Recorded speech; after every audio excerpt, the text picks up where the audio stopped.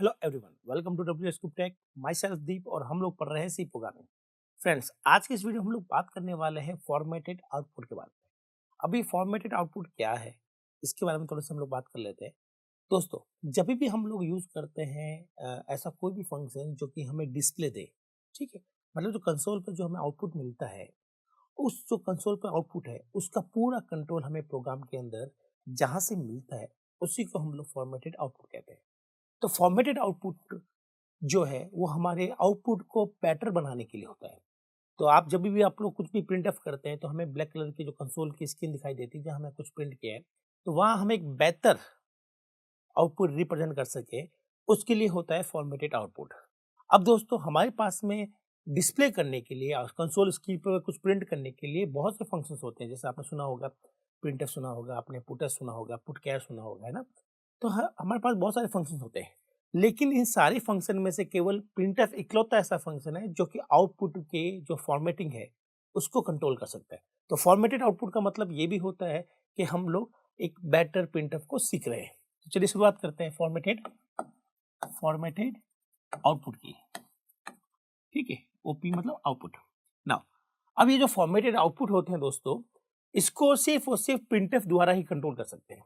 मतलब आप ये समझ लीजिए, हम लोग पढ़ रहे हैं फॉर्मेटेड फॉर्मेटेड प्रिंटफ, ठीक है, क्योंकि यही वो फंक्शन है जो कि हमें डिस्प्ले देता है कंसोल पर। तो हम लोग फॉर्मेटेड प्रिंटफ पढ़ रहे हैं, या एक ही बात कहें तो ये भी कह सकते हैं फॉर्मेटेड आउटपुट। बाकी जो फंक्शंस होते हैं जैसे पुटएस हो गया, पुटकैर हो गया, पुटच हो गया, तो ये फॉर्मेटेड आउटपुट काम नहीं करते। तो इनका जो आउटपुट है वो पहले से फिक्स होता है, आप जो उससे आउटपुट जनरेट करते हो उसको आप कंट्रोल नहीं कर सकते। जबकि आप प्रिंटफ से जो आप डिस्प्ले कर रहे हो कंसोल पर, उसको बेहतर ढंग से कंट्रोल किया जा सकता है। कैसे किया जा सकता है, क्यों किया जाता है ऐसा काम, वो हम लोग यहाँ पर सीखते हैं। चलिए हम लोग एक प्रोग्राम बना के देखते हैं दोस्तों, ठीक है। तो मैं आपको समझा दूं कि इसकी रिक्वायरमेंट क्या है, why formatted output is so important for our program. ठीक, चलिए अब मैं एक प्रोग्राम बनाता हूँ। मैं ये मान के चलता हूँ आपने हैश इंक्लूड वगैरह लिख लिया है और मेन भी लिख लिया है। अब मेन के अंदर मैं लिख रहा हूँ इंटीजर a इक्वल टू 10। ठीक है दोस्तों, चलिए अब इसको हम लोग जनरली क्या करते हैं, इसको प्रिंट करते हैं, प्रिंट एफ। और यहाँ हमने a को प्रिंट किया, a के अंदर किस तरह की वैल्यू है, एक इंटीजर वैल्यू, तो हम लोग परसेंट डी लगाते हैं। तो हमारे पास जो आउटपुट स्क्रीन होगी, ठीक है, मैं इसको बेटर ढंग से बना देता हूँ। आउटपुट स्क्रीन पर होगी तो हमारा जो कंसोल होता है, जो मतलब कंट्रोल होता है आउटपुट स्क्रीन पर, यहाँ होता है ब्लिंकर।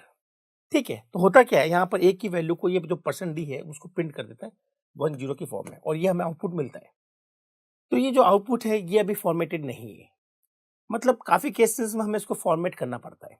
कैसे करना पड़ता है, क्यों करना पड़ता है, वो भी हम लोग देख लेते हैं कि हमें कहाँ जरूरत पड़ती है। फॉर एग्जाम्पल मैं एक आपको लेता हूँ, यहाँ पर एक ऑक्टल नंबर। ऑक्टल नंबर वो होते हैं जिनकी शुरुआत 0 से की जाती है। ठीक है, तो मैंने लिखा 010। क्या लिखा मैंने, 010। ये एक ऑक्टल का नंबर है। ये जो पहले वाला 0 है दोस्तों, ये सिर्फ और सिर्फ फॉर्मेटिंग के लिए होता है। मतलब ये फॉर्मेट बताने के लिए कि ये जो 101 है ये डेसिमल का नहीं है, ये ऑक्टल का है।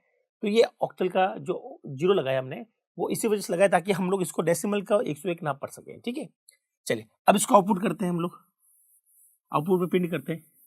तो कैसे प्रिंट किया जाता है आउटपुट पर, इसको हम लोग लिखते हैं percent O stand for octal. Now फिर हम लोग एक की वैल्यू प्रिंट करेंगे, तो हमें आउटपुट जानते हो दोस्तों क्या मिलेगा, आउटपुट पर हमें मिलेगा 101। अब जो आउटपुट पर 101 मिला, क्या आप श्योर हो कि ये डेसिमल का था या फिर ऑक्टल का था? अगर ये ऑक्टल का था तो यहाँ पे 0 डिस्प्ले होना चाहिए था, है ना। पर यहाँ 0 डिस्प्ले होता नहीं है। क्यों नहीं होता? क्योंकि आउटपुट पर हमें ये शो करने की ज्यादातर रिक्वायरमेंट नहीं होती कि ये ऑक्टल का एक नंबर है। तो ऑक्टल का जो नंबर एक्चुअल नंबर है वो यहाँ आ जाएगा 101। लेकिन आपको आउटपुट पर कभी पता नहीं चलता ये डेसिमल का 101 आया है या फिर ऑक्टल का 100 है। तो अगर आउटपुट पर इस तरह से कुछ आ जाए तब तो फिर मजा आ जाए ना। तो जनरली बाय डिफॉल्ट ऐसा आता नहीं है, बाय डिफॉल्ट ऐसा आता नहीं। तो क्या करें कि हमें ऐसा मिल जाए, उसके लिए हम लोग फॉर्मेटेड आउटपुट का सहारा लेंगे। कैसे लेते हैं, फॉर एग्जाम्पल मैं आपको बताता हूँ। आपको कुछ नहीं करना है, आपको यहाँ पर यूज करना है हैश ओ। क्या यूज करना है, हैश ओ। तो आप जैसे हैश लगाएंगे तो हैश यहाँ फोर्स करता है कि जो भी इसका करेक्ट फॉर्मेट है वो आपका डिस्प्ले हो। तो यहाँ पर डिस्प्ले होगा 0101। चलिए एक और एग्जाम्पल लेते हैं, आप उससे और बेटर से अच्छे से रिलेट कर पाएंगे। मान लीजिए दोस्तों मैंने यहाँ पे एक हेक्साडेसिमल नंबर लिया है 0x। ठीक है, हेक्साडेसिमल का फॉर्मेट 0x होता है। नाउ अब हमने लिखा सपोज करो a और b। ठीक है, और आप यहाँ पे लिखते हैं परसेंट कैपिटल X। तो आपको आउटपुट पे क्या दिखाई देगा, आउटपुट पे आपको दिखाई देगा एक की वैल्यू बोले तो ए बी दिखाई देगा। अब आउटपुट पे आपको कभी नहीं पता चलेगा कि ये जो ए बी है ये एक स्ट्रिंग थी या एक हेक्साडेसिमल नंबर था, तो बड़ी दिक्कत रहती है। तो जनरली ये जो प्रिंट करता है ये सिर्फ वैल्यू प्रिंट करता है, उसका फॉर्मेट प्रिंट नहीं करता है। हम चाहते हैं कि ये वैल्यू के साथ में उसका फॉर्मेट भी प्रिंट हो, तो कुछ नहीं करना है, हमें यहाँ पर सिर्फ यूज करना क्या है, हैश का यूज करेंगे। किसका यूज करेंगे, हैश का। तो खुद ब खुद हैश यहाँ पर फोर्स करता है कि ये इसका जो भी करेक्ट फॉर्मेट है वो आ जाए। इसका मतलब इस बार डिस्प्ले क्या होगा, इस बार डिस्प्ले होगा 0xab। तो आप देख रहे हैं फॉर्मेटेड आउटपुट का बड़ा रोल रहता है। चलो एक और आपको प्रॉब्लम बताता हूँ कि हमें और कहाँ जरूरत पड़ती है फॉर्मेटेड आउटपुट की टेक्निकली। ठीक है, छोटा सा एक एग्जांपल लेता हूँ। मान लीजिए एक के अंदर मैंने वैल्यू डाली है 10, ठीक है, प्लस का 10 मैंने ए में डाल दिया। तो बताइए ए की वैल्यू कितनी है, आपके कैसा, ए की वैल्यू तो प्लस का 10 है। ठीक है, इसको हम लोग प्रिंट कर रहे हैं परसेंट डी के साथ में, तो आउटपुट क्या आएगा, 10। अब आप कहेंगे सर यहाँ तो ये प्लस आया ही नहीं, है ना। अगर आपको आउटपुट प्लस देखना है, क्योंकि हम लोग ये मान के चलते हैं कि जो प्लस होता है उसको हम लोग जनरली नंबर के साथ शो नहीं करते हैं। तो ये जो नंबर है जिसके साथ में कोई साइन शो नहीं है तो उसको ऑटोमेटिकली प्लस का हम लोग मान लेते हैं। लेकिन अगर आपकी नीड है, आपकी रिक्वायरमेंट है, प्रोग्राम के अंदर आपको ये चाहिए कि यार यहाँ पर प्लस का 10 दिखाई दे, तो क्या करें, उसके लिए हम लोग यहाँ पर ये क्या करेंगे दोस्तों, यहाँ प्लस डी का यूज करेंगे। ये जो प्लस है ये फोर्स करता है कि हमारा जो आउटपुट आएगा यहाँ पर क्या प्रिंट हो, प्लस। अब आप कहेंगे सर ये प्लस तो मतलब सिंपली प्रिंट हो रहा है, इसमें क्या है। दोस्तों ये फॉर्मेटेड आउटपुट है, मतलब ये वैल्यू के अकॉर्डिंग बदलता है। कैसे, अगर मैं यहाँ पर दोस्तों -10 डालता हूँ, क्या डालता हूँ, -10। अब एक की वैल्यू -10 है, तो ये जो प्लस है वो प्लस इसलिए नहीं कि प्लस प्रिंट हो, ये प्लस ये आपका इसलिए लगाया गया है ताकि आप उसका करेक्ट साइन देख सके। तो अगर मैंने प्लस लगाया है इसका मतलब ये प्लस शो नहीं कर रहा है, प्लस लगाने का मतलब ये है कि उसका जो प्रॉपर साइन होगा वो शो किया जाएगा। तो पिछली बार +10 था तो +10 दिखाई दिया, इस बार -10 है तो आपको -10 ही दिखाई देगा। तो प्लस क्या फोर्स करता है, प्लस ये फोर्स करता है कि नंबर को उसके साइन के साथ में दिखाया जाए। यहाँ पर 99% स्टूडेंट ये समझ लेते हैं कि सर ये प्लस तो प्लस शो करने के लिए होता है, माइनस को शो करने के लिए नहीं होता। नहीं दोस्तों, ये प्लस जो है वो एक फॉर्मेटिंग के लिए है। और यहाँ पर ये जो प्लस है उसका काम क्या होता है, इसका काम है कि भाई जो भी नंबर आपका डिस्प्ले होगा उसको साइन के साथ डिस्प्ले करेंगे। अगर उसका साइन नेगेटिव है तो नेगेटिव के साथ डिस्प्ले होगा, अगर पॉजिटिव है तो पॉजिटिव के साथ में डिस्प्ले होगा। तो यहाँ पर प्लस का ये रोल है। ठीक है, तो आपको 2 मैंने ऐसा एग्जांपल बताया जहां हमें बहुत जरूरत पड़ती है फॉर्मेटेड आउटपुट की। तो ये वो रिक्वायरमेंट है जिसके अकॉर्डिंग हम लोग कहते हैं कि हमारे लिए प्रैक्टिकली जब हम लोग कोई भी सॉफ्टवेयर बनाते हैं तो फॉर्मेटेड आउटपुट बहुत इंपॉर्टेंट कॉन्सेप्ट है। और फॉर्मेटेड आउटपुट सिर्फ और सिर्फ प्रिंटर के साथ ही हम लोग अप्लाई कर पाते हैं। तो अब समझते हैं ये फॉर्मेटेड आउटपुट काम क्या क्या करते हैं और कितने हो सकते हैं फॉर्मेटेड आउटपुट। ठीक है, चलिए इसकी हम लोग बात कर रहे हैं। तो फॉर्मेटेड आउटपुट के लिए एक कन्वर्जन स्पेसिफायर का हम लोग यूज करते हैं। ठीक है, तो यहाँ पर जो कन्वर्जन स्पेसिफायर होंगे दोस्तों, ठीक है, कन्वर्जन स्पेसिफायर, ठीक है, उसको हम लोग कन्वर्जन स्पेसिफायर की हेल्प से हम लोग फॉर्मेटेड आउटपुट जनरेट करते हैं। ठीक है, अभी कन्वर्जन स्पेसिफायर क्या क्या है आपने पढ़े हैं दोस्तों। इंटीजर के लिए आपने पढ़ा है %d %i, ठीक है, अनसाइन के लिए आपने पढ़ा था u, ठीक है, और आपने ऑक्टल के लिए o पढ़ा था, आपने हेक्साडेसिमल के लिए %x पढ़ा था, फ्लोट के लिए %f पढ़ा था, g पढ़ा था, %e पढ़ा था, करेक्टर के लिए %c पढ़ा था। ठीक है, तो आपने बहुत सारे पढ़े। तो कन्वर्जन स्पेसिफायर के साथ ही हम लोग फॉर्मेटेड आउटपुट की बात करते हैं। तो कन्वर्जन स्पेसिफायर जो नॉर्मल होते हैं, जो नॉर्मल कन्वर्जन स्पेसिफायर है उसको आप कुछ इस तरह से लिखते हो, परसेंट और उसके आगे आपका वो लेटर। ठीक है, जैसे लेटर आपका आ सकता है D U I, ठीक है, O X F G E P X Z, कुछ भी आ सकता है ना। ये आपका नॉर्मल कन्वर्जन स्पेसिफायर है, ये फॉर्मेटेड कन्वर्जन स्पेसिफायर नहीं है। तो अगर मुझे फॉर्मेटेड चाहिए तो मैं आपको बताता हूं कि फॉर्मेटेड कन्वर्जन स्पेसिफायर कैसे लिखे जाते हैं। ठीक है, तो आज हम लोग बात करेंगे फॉर्मेटेड कन्वर्जन स्पेसिफायर की, या फॉर्मेटेड प्रिंटफ की, या फॉर्मेटेड आउटपुट की।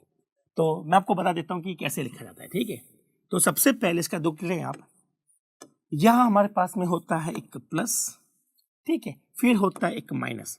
ऐसा नहीं कि प्लस और माइनस साथ में आ सकते हैं। ठीक है, फिर हमारे पास में एक होता है m, फिर एक होता है डॉट, फिर एक होता है p, और फिर एक होता है l। ये जो l है वो लेटर के लिए रिप्रेजेंट करते हैं। ठीक है, जनरली आप क्या करते हो, इन दो का यूज करते हो, जैसे कि एल का मतलब लेटर, ठीक है, तो आप क्या इन दो का यूज करते हो नॉर्मल के लिए, जैसे परसेंट और आपका लेटर हो गया डी, आपका लेटर हो गया यहाँ पर जी, आपका लेटर हो गया यहाँ पर एल एफ, ठीक है, आपका ये जो भी लेटर है वो यहाँ आते हैं। इनके बीच हमारे पास में इतने ऑप्शंस होते हैं, क्या होते हैं, इतने सारे ऑप्शंस होते हैं। अब देखते हैं कि इन ऑप्शन का काम क्या है, ठीक है। एक हैश भी होता है दोस्तों, हम लोग हैश भी लगा लेते हैं, परसेंट हैश, ठीक है, अभी हमने लगाया था हैश के लिए। तो ये सारे के सारे फॉर्मेटेड, ये सारे के सारे हमारे पास में फॉर्मेटेड कन्वर्जन स्पेसिफायर के काम है। अब ऐसा नहीं है कि आपको परसेंट और जो हमारे लेटर है डी, उनके बीच सबको डालना जरूरी है, सबके सब ऑप्शनल है। आप चाहिए तो ये यूज कर लीजिए, चाहे तो खाली ये यूज कीजिएगा, ये यूज कर लीजिएगा, ये यूज कर लीजिएगा, जो आपकी रिक्वायरमेंट है उसके अकॉर्डिंग आप यूज कर सकते हैं। ऐसा कोई जरूरी नहीं है कि आपको सारा यूज करना है। ये सभी के सभी क्या है, यहाँ से लेकर यहाँ तक सारे के सारे क्या है दोस्तों, ये ऑप्शनल है। मतलब आप चाहे तो लिख सकते हैं, चाहे तो छोड़ सकते हैं, लेकिन ये वाले जो दो है ये दोनों कंपलसरी होते हैं। मतलब आपको एटलीस्ट इतना तो लिखना पड़ेगा कन्वर्जन स्पेसिफायर बनाने के लिए, ठीक है। और चाहे तो आप इनके बीच में इन सब का यूज कर सकते हैं, चाहे तो इनमें से किसी एक दो का यूज कर सकते हैं। तो मैं आपको इनके सबका यूज करना दिखा देता हूँ कि भाई इनको यूज कैसे करते हैं हम लोग, ठीक है। तो सबसे पहले हमने बात करते हैं हैश की। किसकी बात करते हैं, हैश की। तो हैश जो होता है, मैं इसको साइड में लिख लेता हूँ ताकि हमारे पास में ये रहता रहेगा। तो इसको हम लोग इरेज कर लेते हैं और इसको हम लोग साइड में लिख लेते हैं। तो percent hash plus minus M dot P और एल, ये होते हैं हमारे पास कन्वर्जन स्पेसिफायर। पहला नंबर ये पढ़ेंगे, दूसरा ये पढ़ेंगे, तीसरा ये पढ़ेंगे, चौथा ये पढ़ेंगे, और ये जो है ये पांचवा ये पढ़ेंगे, पॉइंट पी वाला, ठीक है। नाउ अब हम लोग शुरुआत करते हैं बाई वन। तो पहला जो है हैश, ये जो होता है ये आपका ऑक्टल के साथ और हेक्साडेसिमल के साथ में अप्लाई होता है। चलो एक चीज और बता दो दोस्तों, ऐसा नहीं है कि सारे के सारे डी के लिए बने हुए हैं, डेसिमल के लिए बने हुए हैं, या फिर फ्लोटिंग के लिए बने हुए हैं, या कैरेक्टर के लिए बने हुए हैं। तो जब हम लोग इसको अप्लाई करते हैं इनको, तो यहाँ पर जो लेटर आएगा जैसे डी है ना, तो डी के साथ में पॉइंट पी वाला काम नहीं करता। अगर आपने लिखा भी है तो उसका कोई यूज नहीं रहेगा।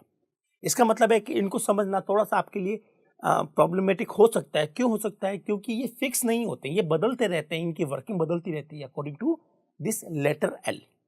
तो एल जो लेटर है वो हम लोग पहले आप जानते ही हैं कि हमने डिस्कस किया था पहले।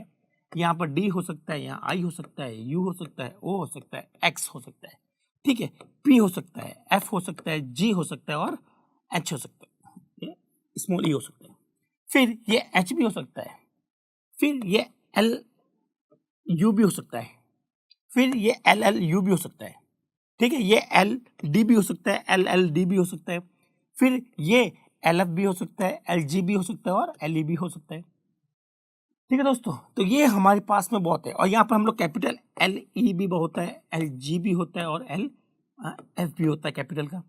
तो ये एल की वैल्यू इतने सारे कैरेक्टर फॉर्मेट हो सकते हैं। एक हमने और पढ़ा था जेड यू, तो यहाँ पर जेड यू भी हो सकता है। तो इतने सारे ये दोस्तों हमने, अगर आपको ये समझ में आ गए, क्योंकि हमने ये प्रीवियस जो वीडियो थे उसमें सारे के सारे हमने डिस्कस किए थे, वन बाय वन हमने सबके पढ़े थे कि कौन क्या काम करता है और किस तरह से काम करता है, ठीक है। आज जो हम लोग करने वाले हैं वो सिर्फ और सिर्फ जो फॉर्मेटेड होते हैं दोस्तों, ये वाले फॉर्मेटेड कन्वर्जन स्पेसिफायर, उसकी बात करेंगे, ठीक है। तो यहाँ तक तो मैं इसको इरेज कर देता हूँ, ठीक है, ये तो हमने कर चुके हैं। अगर आपको ये फिर भी देखना है तो आप प्रीवियस वीडियो को जाकर देखिएगा, आपको सारे के सारे डिटेल में समझाए गए हैं, इंटरनली समझाए गए हैं कि ये न कैसे काम करते हैं, ठीक है। चलिए हैश, तो हैश ये जो होता है ये हम लोग यूज करते हैं परसेंट ओ के लिए, ओ के साथ यूज कर सकते हैं। इसका मतलब हम लोग परसेंट हैश ओ लिख सकते हैं, और हम लोग परसेंट हैश एक्स लिख सकते हैं, और एक्स आपका कैपिटल भी हो सकता है। तो इस केस में करता क्या है, ये ऑक्टल और हेक्साडेसिमल की जो करेक्ट फॉर्मेट है, जो हमारे लैंग्वेज में फॉर्मेट होता है, 0 से हम लोग ऑक्टल लिखते हैं और 0x से हम लोग हेक्साडेसिमल लिखते हैं, उनको रिप्रेजेंट करने के लिए आउटपुट पर, ठीक है। कैसे, एक एग्जांपल देख लीजिए। मैंने लिखा int a equal to, hexadecimal का लिखा मैंने, सपोज करो 1a, ठीक है, और यहाँ मैं लिख देता हूँ इंट b इक्वल टू, ये है ऑक्टल का 2 3, ठीक है। अब इसको हम लोग प्रिंट करके देखते हैं। तो तो हम लोग लिखेंगे प्रिंट एफ, ए की वैल्यू क्या है, प्रिंट एफ, बी की वैल्यू क्या है। तो ए और बी के लिए हम लोग जनरल क्या कहते हैं, ए और बी इंटीजर है, ठीक है, और हेक्साडेसिमल वैल्यू है, जैसे ए में एक हेक्साडेसिमल है तो हम लोग एक्स का यूज करेंगे। तो आपको आउटपुट में 1A दिखाई देगा। तो आपको जो आउटपुट में दिखाई दिया 1A, आप कहते हो नहीं सर ये तो जो आउटपुट हमें दिखाई दे रहा है, हमें तो उसके साथ में ये भी लगाना है, 0x लगाना है।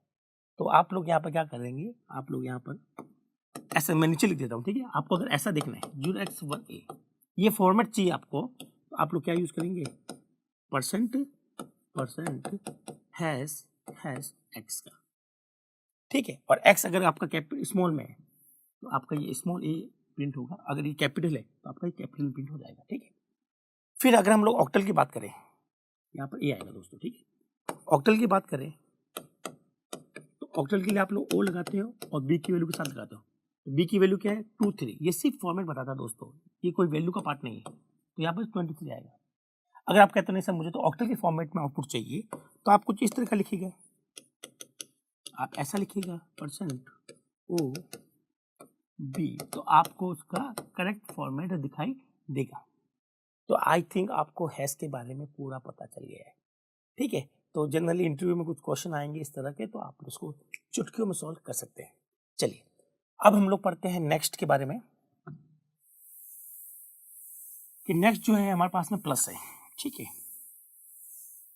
अब हम लोग पढ़ते हैं प्लस, ठीक है। तो इसको हम लोग कहते हैं ये जो प्लस है ये आपका एक्चुअल में साइन दिखाने के लिए होता है। क्या दिखाने के लिए, साइन वैल्यू जो होती है उसके लिए जो साइन होता है उसको दिखाने के लिए।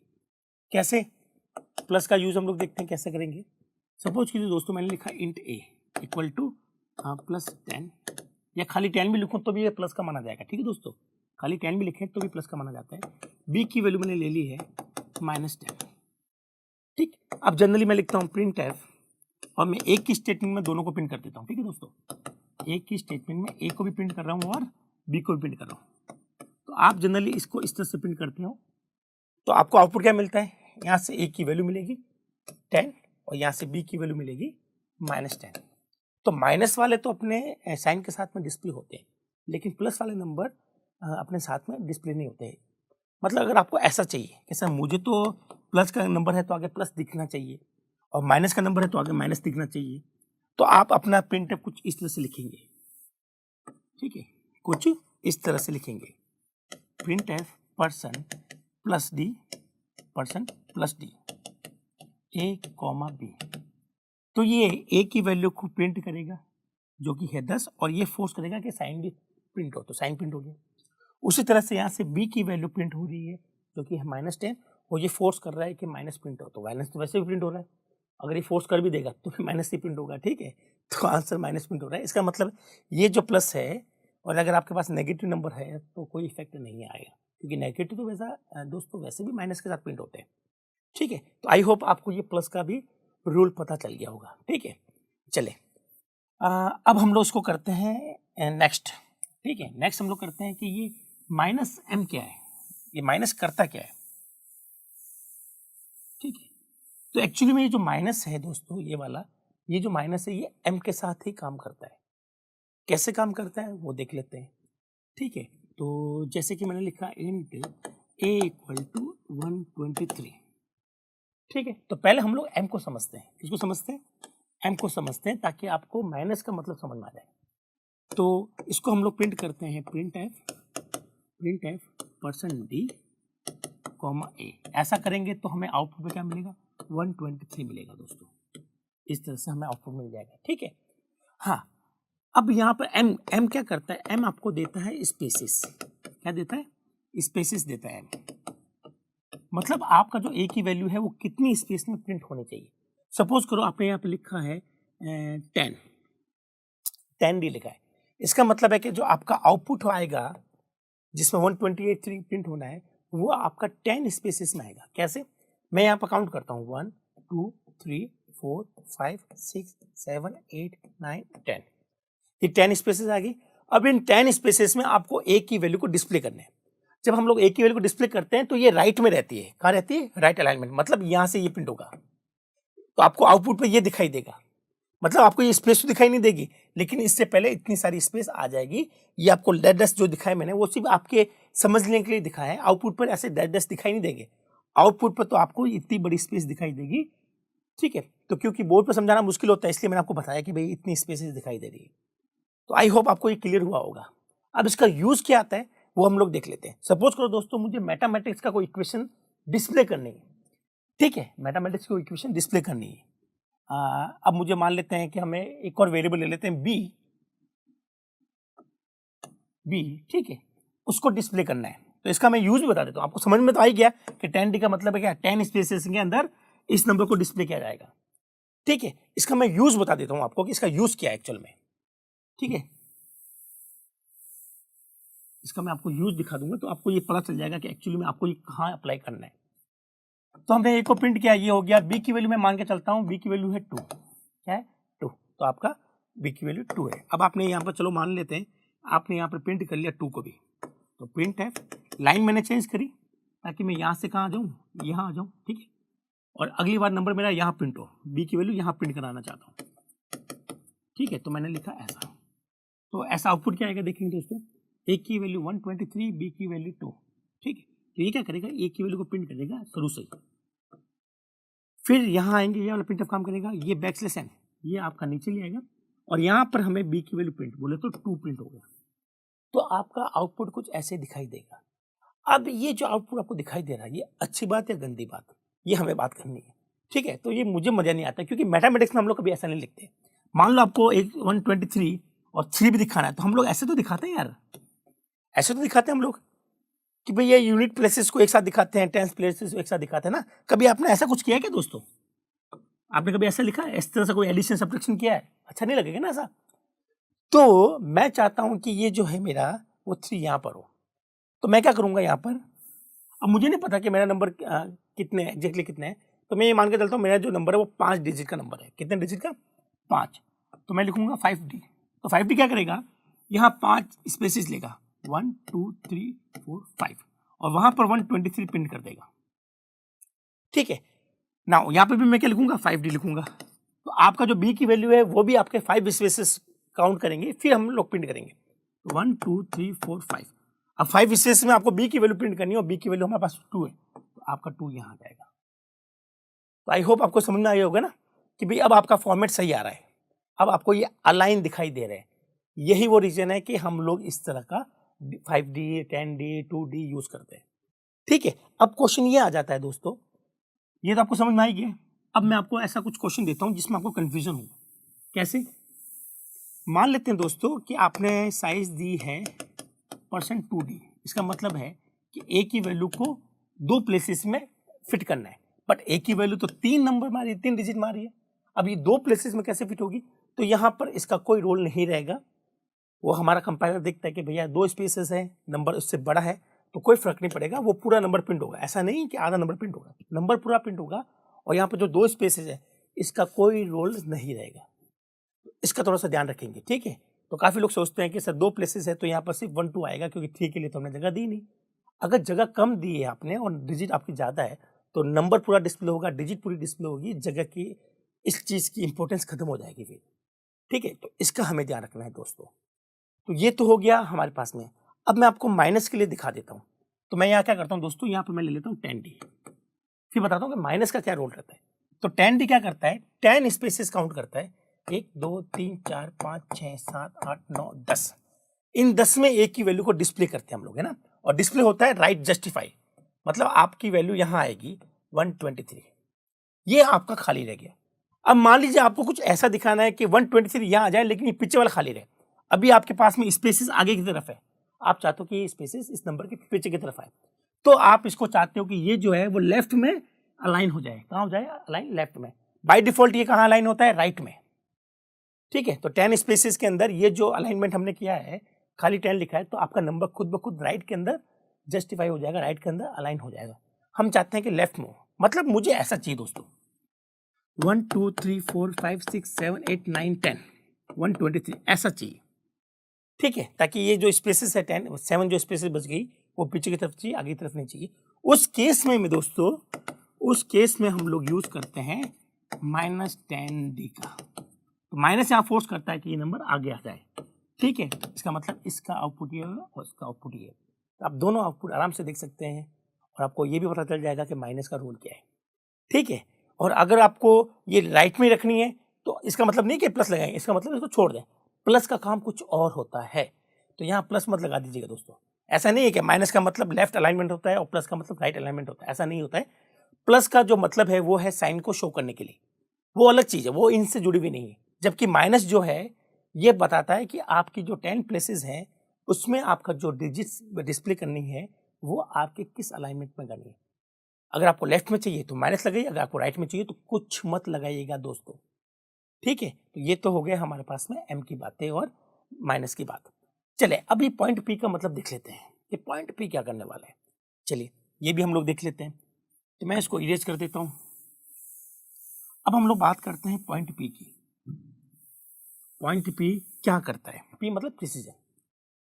तो ये जो दोस्तों पॉइंट पी है ये जरूरी नहीं है कि सबके साथ में काम करे, मतलब ये जनरली जो इंटीजर्स होते हैं उनके साथ में काम नहीं करते।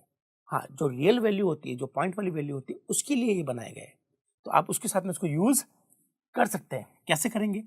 तो मैं यहाँ पे एक रियल नंबर ले लेता हूँ और एक इंटीजर भी ले लेता हूँ। इंटीजर ए इक्वल टू 25 और आपने रियल बी इक्वल टू हमने ले लिया है 2.5, ठीक है। हमने क्या ले लिया? 2.5, करेक्ट है, सही है। चलिए अब देखते हैं इसके आउटपुट क्या आते हैं। तो जनरली हम लोग क्या लिखते हैं वो मैं आपको लिख के बताता हूँ। ए के लिए एक इंटीजर है तो हम लोग %d लगा लेते हैं, प्रिंट एफ, ठीक है। बी के लिए क्योंकि ये एक फ्लोटिंग वैल्यू है, फ्लोट में है, तो फ्लोट के लिए हम लोग लगाते हैं %f, ठीक है। अब %d क्या करते हैं? जो भी हमारी वैल्यू उसको एज इट इज प्रिंट करता है, ठीक है। ये हमारा आउटपुट यहाँ से शुरुआत हो रही है। अब f के बारे में आपको मैंने बताया था कि f क्या करता है, पॉइंट के बाद में 6 डिजिट में आंसर देगा। ये फिक्स फॉर्मेट है इसका। कौन सा फॉर्मेट है? फिक्स। इसका मतलब आपको आउटपुट पे क्या मिलेगा? b की वैल्यू मिलेगी 2.5 और पॉइंट के बाद में 6 डिजिट आपको मिलेगी। अब चाहे ना चाहे, तो आपको अगर 6 डिजिट नहीं मिल रही है, यहाँ पर 6 डिजिट नहीं मिलती उसको, तो वो एक्स्ट्रा जीरो जोड़ देता है, ठीक है। ये 5 जीरो जोड़ देगा, अब टोटल 6 डिजिट बना देगा। तो ये तो होता है f का काम। अब आप कहेंगे कि यार मुझे ये नहीं चाहिए यार, मुझे 6 महीने देखना, ठीक है। तो आप कुछ मत कीजिए, आप यहाँ पर यूज करके देखते हैं %, मैंने लिखा 0.2 डी ए और यहाँ मैंने लिख दिया दोस्तों प्रिंट एफ 0.2f, ठीक है, और बी की वैल्यू। तो देखते हैं जब आप इस 0.2 को f के साथ यूज करते हैं दोस्तों, तो आपको आंसर क्या मिलता है? पॉइंट। जनरली यहाँ से मिलने वाला था, हमें यहाँ से हमें मिलने वाला था, लेकिन 0.2 ये फोर्स करता है कि पॉइंट के बाद में 2 डिजिट दिखाई दे, मतलब हमें आंसर ये मिलेगा, 2 डिजिट ही मिलेंगे दोस्तों। आप समझ गए मेरी बात? तो यह आप लोग पॉइंट के बाद में कितने डिजिट देखना चाहते हैं, पी वो ही आपको दिखाता है, ठीक है। तो आप यहाँ डिसाइड कर सकते हैं आपको पॉइंट के बाद में ये चाहिए, 2 चाहिए। अगर आपको पॉइंट के बाद में कुछ देखना ही नहीं है तो आप यहाँ पे 0.0 भी लिख सकते हैं दोस्तों। जैसे 0.0 लिखेंगे तो इसका आंसर आ जाएगा 2, ठीक है। तो यहाँ पर 0 भी लिखा जा सकता है, लेकिन हम लोग जनरली लिखते नहीं, क्योंकि पॉइंट वाली वैल्यू के अंदर अगर हमें पॉइंट सी नहीं दिखाई दे रहे हैं, पॉइंट के बाद में प्रिसीजन पार्ट दिखाई नहीं दे रहा है, तो उसका कोई वैल्यू हमारे काम का नहीं रहेगा, ठीक है। इसीलिए यहाँ पर 0 का यूज नहीं करना चाहिए। आप चाहे तो लिख सकते हैं, लिखेंगे तो आपको 2 दिखाई देगा। हाँ, अब देख लेते हैं डी के साथ क्या करता है।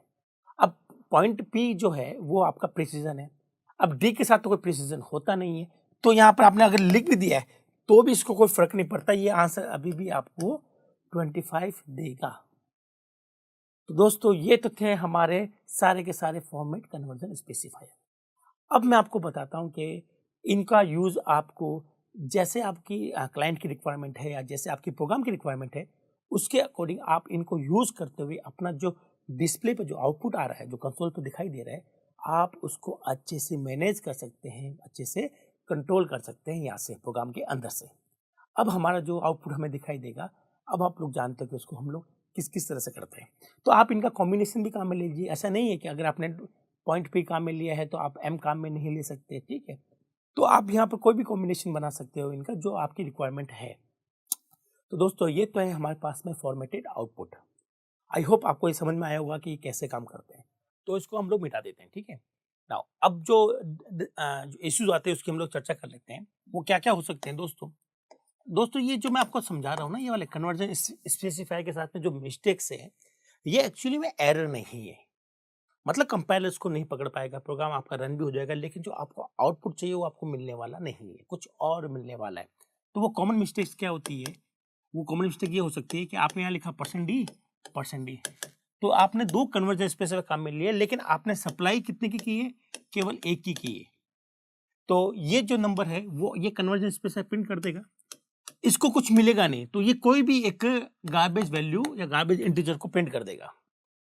तो ये प्रैक्टिस हमें करनी नहीं है। ये एरर तो नहीं है, कंपाइलर को पता नहीं चलता, कंपाइलर इसको चला लेगा, रन कर लेगा, लेकिन आउटपुट आपको इस तरह से मिलेगा। तो ये अच्छी बात नहीं होती, ये भी हमारा एक बहुत बड़ी मिस्टेक्स है। फिर दूसरा प्रिंटफ, हमने लिखा %d, तो एक कन्वर्जन स्पेसिफायर लिखा, लेकिन हमने वैल्यू कितनी दे दी है? 2। तो ये वैल्यू ये तो प्रिंट कर देगा 2, बट इस वैल्यू को प्रिंट करने के लिए कोई भी कन्वर्जन स्पेसिफायर हमारे पास में नहीं है, तो आउटपुट भी नहीं आएगा। तो ये दोनों मैच होने चाहिए दोस्तों। अगर जितने कन्वर्जन स्पेसिफायर यहाँ पर है उतनी ही वैल्यू सप्लाई करनी चाहिए, और जितनी वैल्यू है उतनी कन्वर्जन स्पेसिफायर होने चाहिए। अगर ऐसा करेंगे तो एक बहुत बड़ी मिस्टेक्स है। फिर हम लोग बात कर लेते हैं कि अगर आपने ऐसा किया हो तो क्या हो। आपने लिखा प्रिंटफ %d, और आपने एक फ्लोटिंग वैल्यू, यहाँ पर कोई फ्लोटिंग वैल्यू सप्लाई कर दी है। तो फ्लोट के लिए एफ, जी और ई होते हैं, आप यहाँ पर डी काम में ले रहे हैं, ये भी गलत है दोस्तों। यहाँ पर अनडिजायरेबल आउटपुट आपको मिल जाएगा, ये बिल्कुल गलत है, ऐसा बिल्कुल ना करें हम लोग। ये हमने पहले भी डिस्कस किए थे जब हम लोग कन्वर्जन स्पेसिफायर पढ़ रहे थे, मैं आपको फिर भी याद दिला देता हूँ।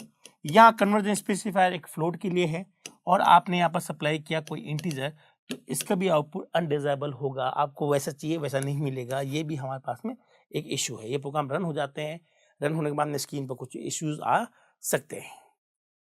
तो दोस्तों ये तो थे हमारे वो प्रोग्राम जहाँ हम लोग बात कर रहे हैं कि हमारे पास में ये जितने भी है कन्वर्जन स्पेसिफायर, उसमें क्या कॉमन मिस्टेक आ सकती है।